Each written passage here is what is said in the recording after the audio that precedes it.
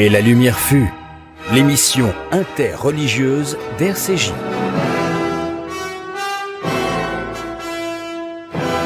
Bonjour messieurs, le père Antoine Guggenheim, Khaled Bencher et Jean-François Ben Sahel. J'ai une question pour vous Antoine parce que je me la pose à chaque fois. Pourquoi est-ce qu'on dit mon père ?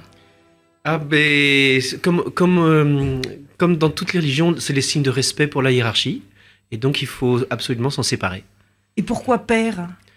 Père, alors là je pense que ça vient de la vie monastique, où dans le cadre de la vie monastique, celui qui est en charge, qui est formateur des autres, a une responsabilité paternelle de faire grandir la vie spirituelle chez ses frères. Et c'est pour ça que les citoyens, quand ils peuvent vous croiser éventuellement, disent « Bonjour mon père », c'est un souvenir, c'est une réminiscence de ça ou c'est une erreur qu'ils font ? Quand j'étais enfant, maman me disait, quand tu croises dans la rue une religieuse ou un père, comme on est de la même famille, même si tu le connais pas, tu dis « Bonjour mon père, bonjour ma sœur ».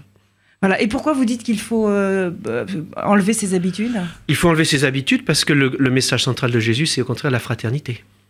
D'accord, voilà. Bon, ça c'était une bonne chose de dite parce que c'était une question comme ça que j'avais récurrente et que je n'avais jamais posée. Et alors ce matin, je suis audacieuse. Ce matin, je me suis levée en me disant finalement, il va falloir qu'ils m'expliquent tous les trois ce que c'est que cette histoire de Dieu unique. Parce qu'on nous dit un Dieu unique qui est censé rassembler tout le monde. Or justement, en son nom, on rassemble personne parce que j'ai pas l'impression qu'on met la même chose dans les mêmes mots. Alors, par qui on commence ? Khaled, c'est toujours vous. Généralement, quand la situation est un peu hard, on commence par vous. Ça détend. Ça défraîchit peut-être un peu pour que frère Antoine, parce que nous sommes en fraternité, et frère Jean-François enchaîne. Donc, défrichons. Moi, je distingue toujours deux approches. L'approche de foi et l'approche de ce qu'on appelle, allez, de bon matin, j'utilise un terme savant, l'anthropologie du fait religieux. S'il ne s'agit que de l'anthropologie du fait religieux, ceux qui versent dans cette discipline vont nous dire « Ah, vous savez, le monothéisme, le fait de croire en un seul Dieu, n'est qu'une apparition tardive dans l'histoire des hommes, circonscrite dans une ère AIRE, suméro-babylonienne. Voilà, mutatis mutandis, c'est comme si, suite à une élection nationale, on focalise sur une partielle. À Ponto Combo ou ailleurs, avec le respect que j'ai pour les habitants de Ponto Combo. Voilà, donc ce n'est pas une raison, et ce qui justifie votre question, d'en faire toute une histoire. Et la preuve, c'est que le fait d'avoir fait cette focalisation, ça donne lieu à tous les déchirements, à toutes les frictions, et parfois le mot friction est un doux euphémisme. Si on se met maintenant du point de vue de la croyance et de la foi, en un Dieu un, clément et miséricordieux, Dieu d'amour, de bonté et de miséricorde, il y a cette idée que je ne peux parler que de la tradition islamique, celle que je connais le moins mal, tout en étant ouvert, et c'est pour ça que nous sommes là aux autres traditions sœurs, c'est que Dieu était, déjà je commence par donner le postulat de base, tel un trésor caché. Il voulait être connu. Il a créé le monde pour s'y mirer, pour s'y refléter tel un miroir. Quelqu'un qui est seul, comme ça. Et puis, pour être connu, reconnu, il lui faut une sorte de miroir. Et le monde entier, l'univers en tant que tel, est ce miroir dans lequel se reflète l'essence divine. Je vous fais grâce de l'idée que faisait Dieu avant la création, avant ce miroir. Nous avons eu aussi bien auprès de saint Augustin qu'après avec Luther qu'il était en train de tailler des verges pour fouetter ceux qui posent des questions inutiles. Donc, il crée le monde, il s'y reflète, mais il manque ce qui va jouer le rôle du regard. Or, ce qui va jouer le rôle du regard, c'est l'amour. Donc, il va y avoir une sorte d'altérité animée, vivante, recevant une part de Dieu. Bien sûr, tout ça est mystique, tout ça est spirituel. Donc, il créera le monde. Le monde archétype, l'homme, il créera l'homme archétypal, celui qui nous universalise tous, avec une idée d'un pacte ou d'une alliance, qui d'ailleurs n'est pas avec un peuple, mais avec l'homme universel, l'homme archétypal, le prototype de l'être humain. Il lui dit « Ne suis-je pas votre Seigneur ?» Or, en langue arabe, il n'y a pas de vouvoiement. Le vôtre universalise l'humanité tout entière. Et la réponse de cet homme archétypal est « Certes, nous en témoignons. » Et le « nous » n'est pas un « nous » de majesté. C'est le « nous » d'un seul homme et qui engage en quelque sorte l'humanité tout entière. On peut toujours rétorquer « Oui, mais lui, il s'est engagé, mais pas moi. » Mais l'idée est celle-là. Alors, je vous fais part, et même l'économie de tous les épisodes, comme un insigne privilège, Dieu demandera aux anges, je peux poser la question de que font les anges ici, mais de se prosterner comme un insigne privilège à cet homme, tous obéir, sauf un qui s'enfla d'orgueil, arguant de son origine ignée ou ignitive ou de lumière, disant mais lui il n'est que de terre, lui il n'est que d'origine pulvérale, de poussière. Mais monte homo qui pulvis, c'est une pulverim revertiris. Rappelle-toi que tu es poussière et à la poussière tu retourneras. Alors que moi je suis de lumière ou de feu et je ne vais pas me prosterner devant quelqu'un qui n'en est même pas digne puisqu'il va te désobéir, il va se fourvoyer. Eh bien, l'harmonie qui est prévalée va être atteinte par cet acte, en gros, de rébellion, de désobéissance, suite à un péché d'orgueil. Bon, j'arrête là parce que, là, j'allais dire, l'histoire est longue. Et après, c'est selon les approches que nous en avons. Si nous croyons qu'il y a un Dieu d'amour, de bonté et de miséricorde, eh bien, il n'y en a qu'un seul. Il nous aime et nous l'aimons. Et nous ne pouvons pas prétendre lui vouer un culte pur et sincère si nous ne le traduisons pas par des actes concrets à l'égard de ces créatures, de ces adorateurs, de ces serviteurs, etc. Ben, si nous nous l'approprions et nous le prenons en otage, ça donne lieu au terrible drame que nous connaissons et ce qui est le sacrilège suprême. Ben moi, j'adore commencer mes dimanches matins comme ça. Je vais vous dire, je sais pas vous, mais moi, ça me convient. Ça me convient. Sur RCJ, bien sûr. Alors, Antoine Guggenheim, je dis plus père, moi, du coup, ça y est, je me suis libérée d'un père. Ça peut être un meurtre utile. Moi, j'ai envie de dire deux choses. La première, c'est qu'il ne faut pas négliger, pour les trois traditions juives, musulmanes et chrétiennes, l'influence aussi dans l'expression que nous en avons, non seulement des religions, mais de la philosophie grecque. Et il se trouve que dans la philosophie grecque, aussi bien du côté de Platon que du côté d'Aristote, les grandes traditions, mais chez les stoïciens aussi, l'homme cherchant à raisonner à partir du monde et sans partir d'une révélation, d'un livre, aboutit à l'idée que le premier principe est simple, et un, et qu'il n'y en a pas deux.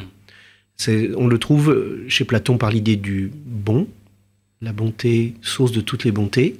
Et c'est une très très belle explication, évidemment, l'idée de toutes les idées, la bonté de toutes les bontés, à laquelle toutes participent. Chez Aristote, à partir de l'idée de mouvement, il existe un premier moteur immobile qui, lui, ne cherche pas à s'accomplir, mais qui, par sa beauté, attire tout. Et donc, puisqu'il attire tout, c'est qu'il est un, lui aussi. Et dans les stoïciens, c'est l'idée de logos, de raison. La raison est une et elle est communément partagée par le cosmos, par l'humain et par le divin qui est lui aussi un. Et les représentations du polythéisme sont des représentations populaires ou politiques. Il ne faut pas oublier que le polythéisme a un grand lien avec l'organisation politique de l'humanité. Donc ça, c'est une voie qui est de l'ordre du savoir. Et il y a une deuxième voie qui est évidemment celle des religions et dans laquelle moi je ferais valoir le mot « un » plutôt que le mot « unique ». Dès qu'on dit que Dieu est unique, on risque de dire, mais alors qui a le vrai ? C'est le mien qui est le vrai unique. Et on fait des guerres de concepts, et les guerres de concepts débouchent un jour ou l'autre sur des guerres armées. Dieu un est unifiant. Dieu unique sépare. Qui a le vrai Dieu unique ? Dieu un est unifiant, c'est celui-ci en qui nous croyons, c'est-à-dire, qu'est-ce que ça veut dire croire en lui par rapport à savoir, comme font les philosophes ? C'est-à-dire, j'essaye de vivre en cohérence avec l'idée que c'est le même pour tous et qu'il cherche à rassembler, quoi ? La famille humaine. Donc, croire en Dieu un, c'est croire aussi en l'unité de la famille humaine. Et si la famille humaine est une, comme visiblement il y a différents peuples, différentes cultures, c'est qu'on est frères et sœurs. Dans une famille, il y a des frères et sœurs. Et ce sont des disputes de frères et de sœurs qui peuvent être graves, mais qui partent de l'idée qu'il y a une famille humaine. Donc, le Dieu un est aussi un Dieu qui n'est pas le Dieu de l'apartheid. Jean-François ? C'est vrai que c'est une idée qui n'est pas naturelle. et que l'idée si on regarde d'ailleurs la Bible de manière très proche, si on lit Romer par exemple, on voit bien que l'idée du Dieu un, c'est une idée qui a fini par s'imposer. Puisque votre question, c'était la question de l'idée. Ce n'est pas la question de la conviction, de la croyance, mais c'est la question de l'idée, du Dieu qui vient à l'idée. Et donc cette idée-là a mis un certain temps à s'imposer. Pourtant, elle s'est imposée.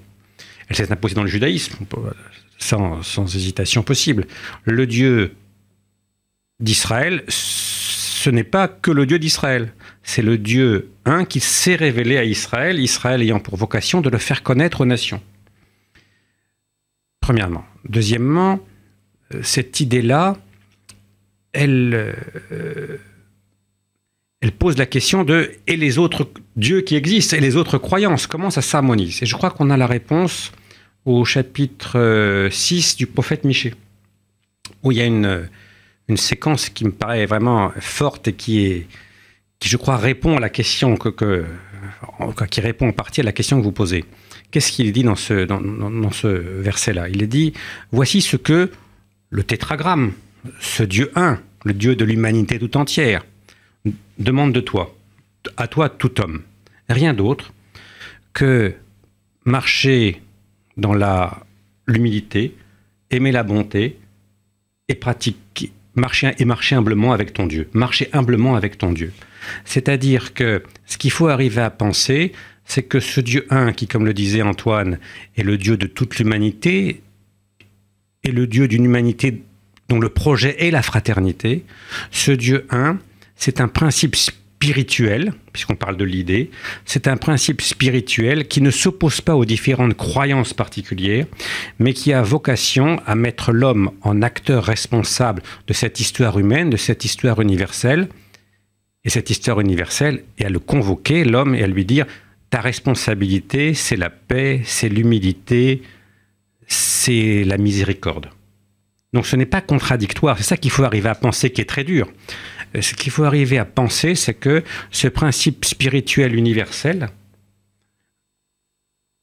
eh bien ce principe spirituel universel ne s'oppose pas avec les croyances particulières, mais il demande l'humilité, l'amour, la miséricorde. Alors moi je vais continuer à vous embêter. Est-ce que c'était une si bonne idée puisque ça n'a jamais marché? C'est parce que la question dont il s'agit est tellement riche qu'on ne peut pas la résoudre. On ne la résoudra jamais dans l'histoire. C'est celle, comment, si Dieu est un, comment valoriser à égalité la pluralité. Or, notre monde est pluriel. Les créatures sont immensément diverses. À l'intérieur de chaque espèce, les individus sont très nombreux. Et l'humanité est une diversité à soi-même, un monde encore plus divers. Et en fait, ce qui est important finalement, c'est pas tant ce que tu crois, mais comment tu te comportes, comment tu agis. C'est ça qui est important. Et nous pensons qu'il y a des valeurs spirituelles qui nous permettent de nous retrouver sur l'humilité, la justice, la bonté. Et donc, c'est ça qui est important. C'est par-delà les croyances particulières, parce que tout est toujours particulier. C'est pas vrai. Personne n'atteint l'universel sans passer par du particulier. C'est pas vrai. Il faut toujours passer par du particulier. Il n'y a pas que des vérités mathématiques dans la vie. Donc, il faut comprendre comment chacun dans son chemin, qui est un chemin particulier, peut être aussi au service des autres, et quelles que soient ses croyances. Si on reconnaît, je pense que c'est une question pour aucun de nous trois, qu'il y a une dette de l'islam et du christianisme à l'égard du judaïsme, une dette qui est historique et une dette qui est théologique, et une dette qui est aussi liée à la condition des juifs dans les terres marquées par l'islam et par le christianisme. On revient alors au texte de la loi lui-même. Quand Dieu dit à Moïse « Je suis », pour que Moïse puisse dire lui aussi « Je suis ». C'est-à-dire pour faire découvrir à l'humain, parce que celui qui s'adresse à lui est un Dieu qui s'intéresse à lui, « Je suis avec toi, je suis avec ton peuple, je descends avec toi », est en même temps celui qui révèle à chacun sa propre subjectivité. Et si ce Dieu un est celui qui révèle à chacun sa propre subjectivité, et donc aussi sa capacité à former différentes communautés, et à construire plus largement que sa communauté une humanité qui les rassemble toutes, alors ce Dieu-là peut confesser dans la foi, et non comme un objet de savoir, aider à rassembler l'humanité, de fait. Et c'est une possibilité, c'est un choix. Ça dépend des actes de chacun, de la manière dont je deviens un je suis. Alors, autant on peut comprendre pour le judaïsme et le christianisme, parce qu'il y a un tronc réellement commun, comment se rattache l'islam ? Deux petites choses, ma chère Paul-Henriette Lévy. C'est bien que vous nous embêtiez parce qu'il y a des embêtements salvateurs. Je dis ça sans masochisme aucun, mais ça nous aide à ce qu'on appelle ça une maïeutique, à ce que nous accouchions d'idées de beau matin. La seconde chose, comment se rattache l'islam. Et là, on a aussi deux lectures. Il y a la lecture de qu'est-ce que c'est que cette tradition religieuse qui vient se greffer et selon l'idée qu'une religion est une secte qui a réussi. Donc au départ, elle a commencé par une secte sauvage et puis finalement par le nombre des fidèles, elle a réussi. Et puis bon, elle a cette prétention de dire non seulement je confirme ou j'abroge ce qui précède parce que dans une vision séquentielle de la révélation, celui qui parle le dernier a nécessairement raison. Ou l'autre approche qui est... il y a un tronc commun du point de vue théologique ou d'une continuité d'un premier et d'un second testament. Certains parlent même d'un troisième testament. En réalité, chez les puristes de la langue française, s'il y a second, il n'y a pas de troisième. Et il y a ça, et autre, c'est qu'en réalité, la relation est triangulaire. C'est-à-dire qu'il y a une filiation, une continuité entre le judaïsme et l'islam directement, tout comme sur certains aspects, une filiation et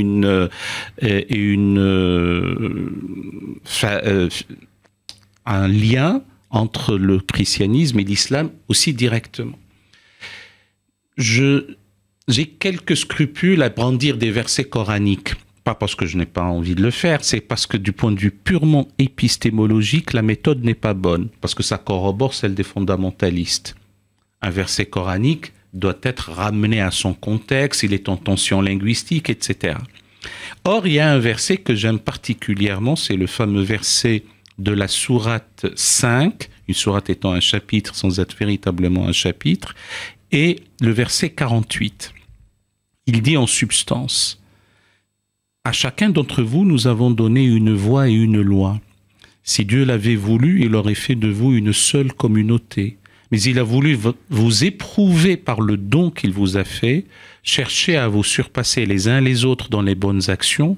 Un jour, vous retournerez à Dieu, alors il vous éclairera au sujet de vos différences. » Donc une petite exégèse de ce passage nous fera dire que d'abord notre diversité de langue, de culture, d'appartenance confessionnelle, d'orientation métaphysique, de couleur de peau, etc., n'a pas échappé au projet divin. Ça en fait partie. Simplement, c'est à la fois un don, mais aussi une épreuve. Un don parce que ça donnera lieu à la richesse, à la rencontre, à l'émerveillement, à trouver la part de mystère chez tout un chacun, mais aussi et en même temps et simultanément une épreuve.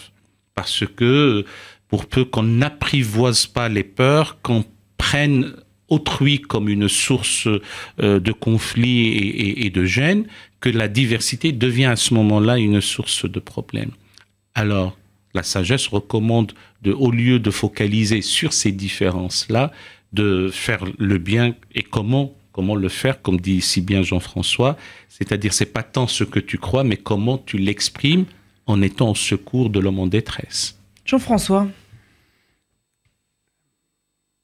Finalement, il y a des questions éternelles qui se posent à l'humanité. L'une d'entre elles, c'est pour ça quand Antoine parlait de Platon, je m'y suis reconnu, l'une d'entre elles, c'est la question de la philosophie. On parle bien de l'idée, du Dieu qui vient à l'idée, qui est, malgré la diversité, malgré la multiplicité, malgré les différences, malgré les conflits, malgré les oppositions, est-ce qu'il n'y a pas de l'unité derrière tout cela? Et nous, notre conviction à nous trois, mais peut-être pas qu'à nous d'ailleurs, nous sommes convaincus que nous ne sommes pas seuls sur ce petit esquif. Eh bien, nous sommes convaincus que notre devoir, c'est de chercher cette unité-là, tout le temps, et de faire en sorte que ce qui rassemble, sans angélisme, sans naïveté, soit beaucoup plus important que ce qui sépare. Et notre conviction de ce Dieu un, c'est que non seulement nous avons raison, mais c'est possible. c'est pas seulement c'est possible d'y croire, mais c'est possible dans la réalité des faits sociaux. C'est ça ce Dieu un dont parlait Antoine, dont nous parlions tous. Alors, c'est la fin de cette émission et j'avais d'autres questions qui se rattachent à cette question, notamment la pratique. Est-ce que nos pratiques différentes, nos interdits différents, nos recommandations différentes, nos bonnes actions différentes ne nous séparent pas? Donc ça, on se le garde pour dimanche prochain. Passez une bonne semaine.